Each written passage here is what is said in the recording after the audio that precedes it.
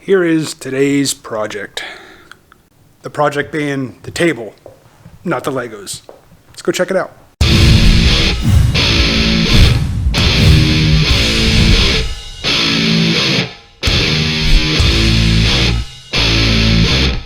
So my daughter's been wanting a crafting table, Lego table, just a little project table for her room. So that's what I'm going to be doing today. So to get this build started, the first thing I'm going to do is cut the pieces for the frame. The tabletop is 2x4, so I'm going to be using some 1x3 poplar that I'm going to be cutting down to just shy of the size of the tabletop, probably 22, 21 and a half, somewhere around there, and 46. So let's get to cutting the poplar down to size.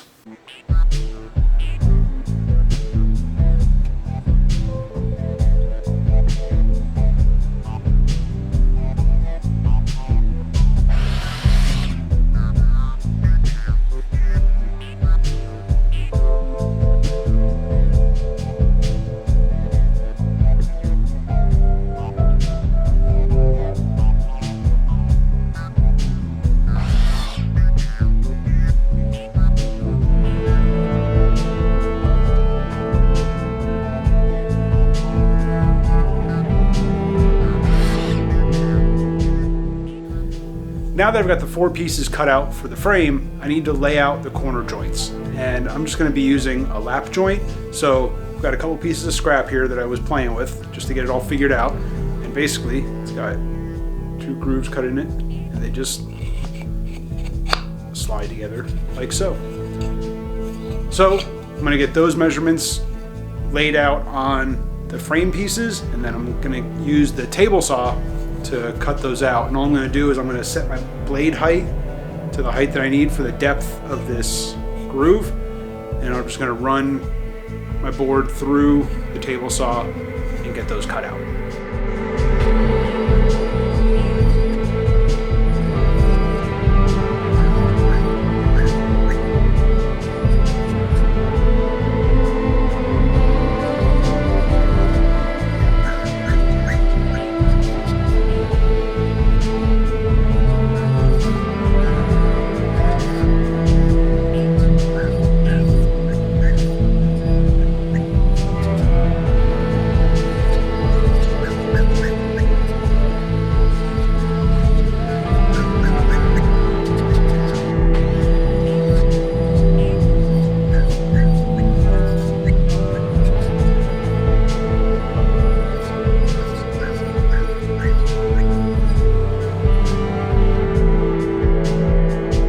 Now with these corner lap joints done, I got to add this dado in here, and that's going to be for a couple of support pieces that run across the table. And I'm going to do that on the router table. I'm going to be using a 3/4 inch router bit, and these are going to be about 3/8 of an inch deep or so. So let's move over to the router table and get those done.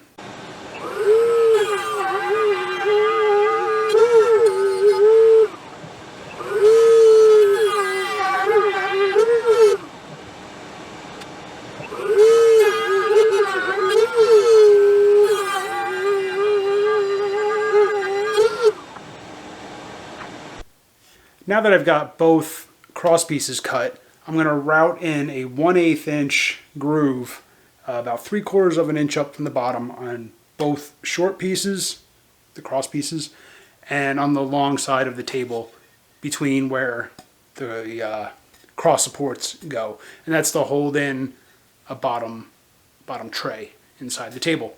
So I'm going to do that on the router table with a 1/8 inch router bit, and again that's going to be about 3/8 of an inch deep or so. So let's get that going.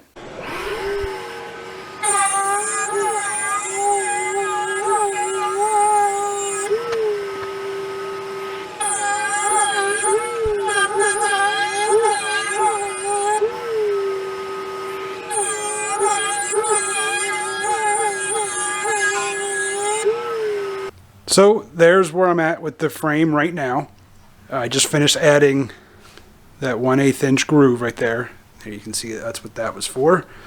That will be, there's going to be a piece of 1/8 inch material in the bottom here to act as a shelf. Here are the dados that I cut for those cross pieces and my corner lap joints. So now that I've got that done, I went ahead and I marked some of my corners. I don't know how well this is going to show up here. I marked some areas I want to run like here.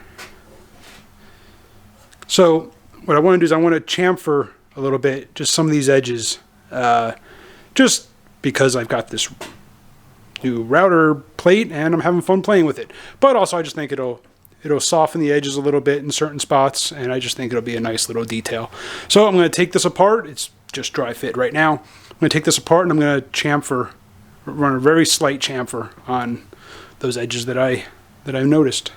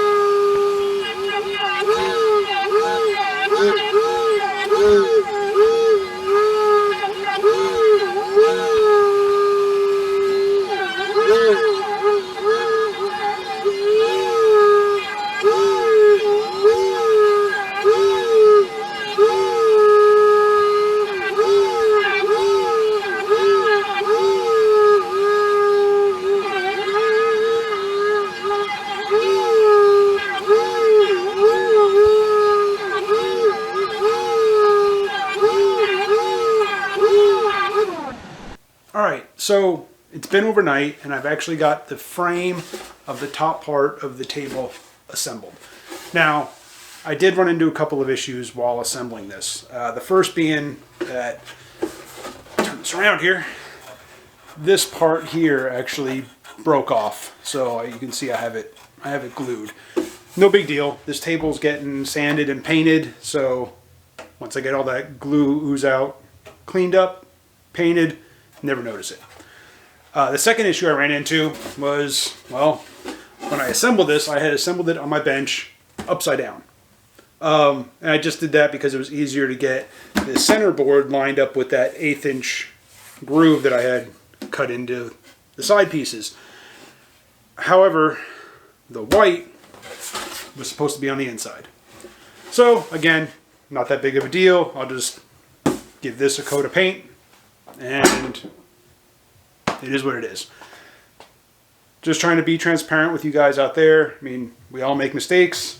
Just got to work with it, work around it, fix it, whatever. So now we're on to the legs. And get my example lap corner joint out.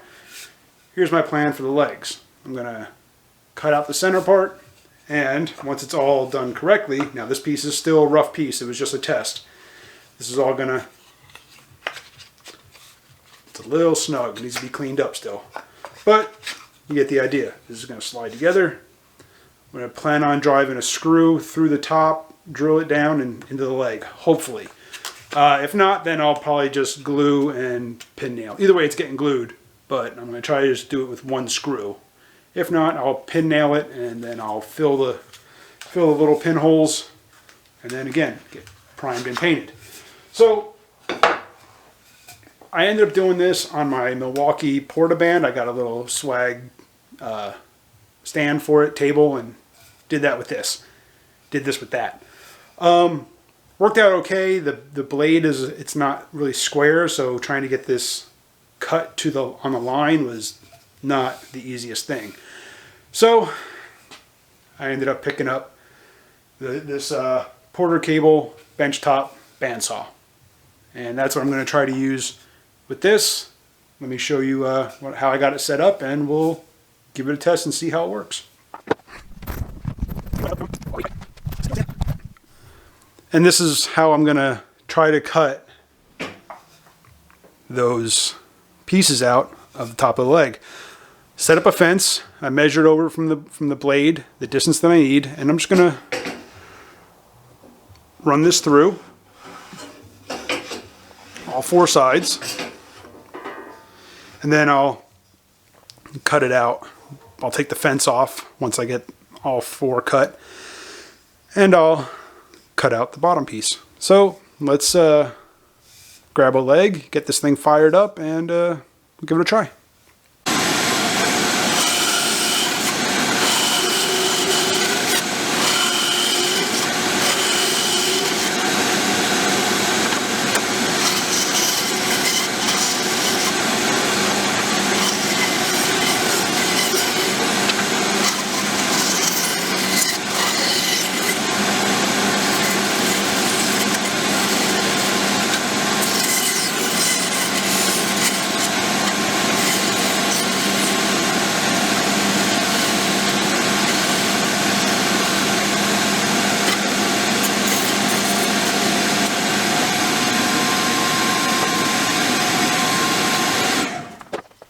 So just a little bit of cleanup, a little bit of sanding probably, and that'll should fit in there rather nicely.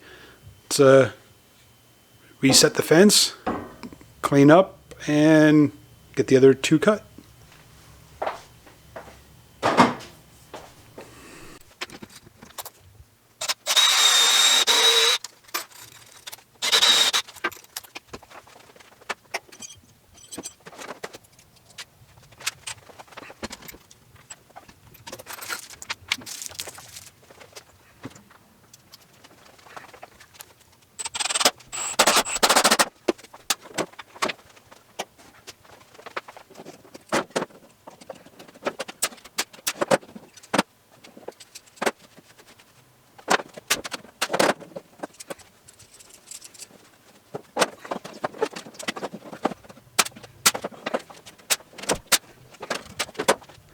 Alright, so it's been a few days and I spent the time sanding and painting, staining the base of the table.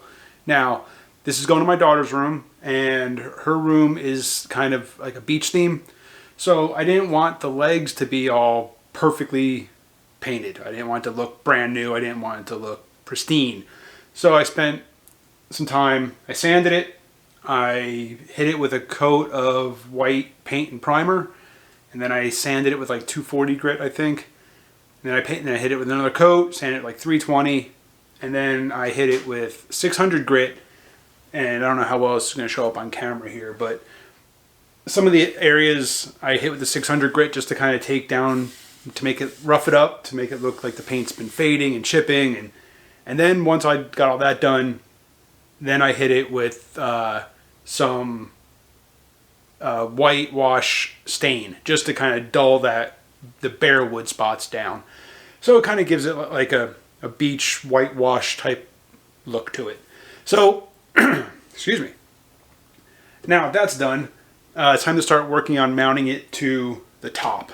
Now, the top, all I'm going to be using is one of these pre-made panels. So I'm going to work on getting the base centered on the top and then figure out the mounting. So let's get started on that.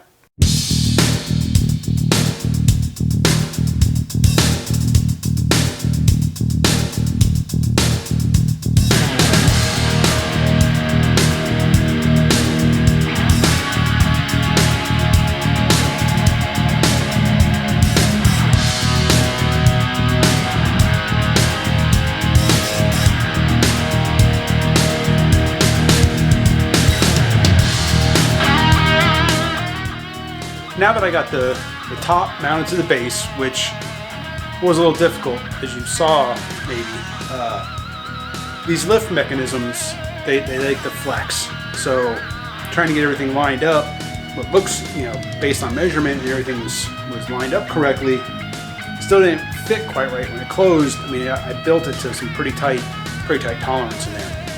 So I think once it kind of breaks in, it kind of self-clearances a little bit. Some of the wood where it's rubbing, I think it'll be a lot better. Plus the base is just so light that trying to maneuver this thing or trying to work the top is a little difficult because the base wants to move as you're trying to lift this. And I think once we get some stuff in there, then it'll help. And like I said, I think once the kind of clearance is a little bit, it should be fine. But it does, it functions. I like the way it looks, I like the way it works.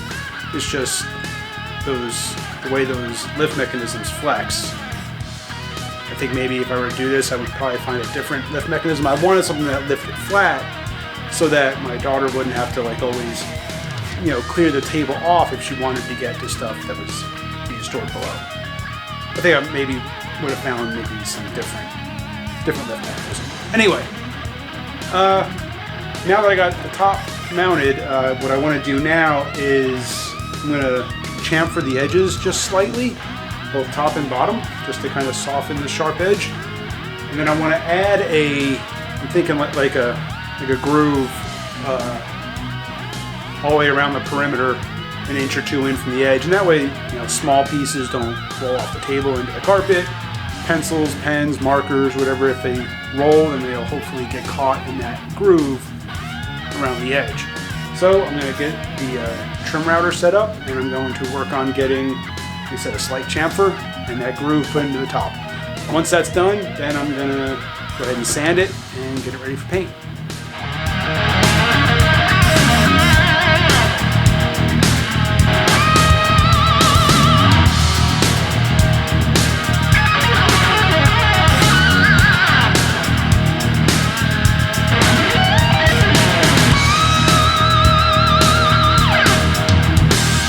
Now that the top is done, which I wasn't able to chamfer the edges like I wanted to, the chamfering bit wouldn't fit in my trim router. So I just used a 1/4 roundover bit, didn't raise it all the way, and then just knocked the edge off with the 1/4 roundover. As for the bottom, I just hit it with the sander just to, again, knock the edge off it. And then you saw I put that groove in the top, and that's just going to be for any, you know, pens, pencils, small Legos, whatever. Will hopefully that'll catch the majority of stuff before it can fall off the table. So now that that's done, all that's really left to do is, you know, sand it a little bit more and then hit it with a coat of paint and should be ready to go. And there is the completed project. You can see there's plenty of storage down below for whatever, Lego pieces, drawing pads, pens, pencils, whatever. And there you have it, another project done. So hit that subscribe, hit the bell so you get notified when new videos are uploaded, and I'm going to get it back out to the garage and start the next one. See you later.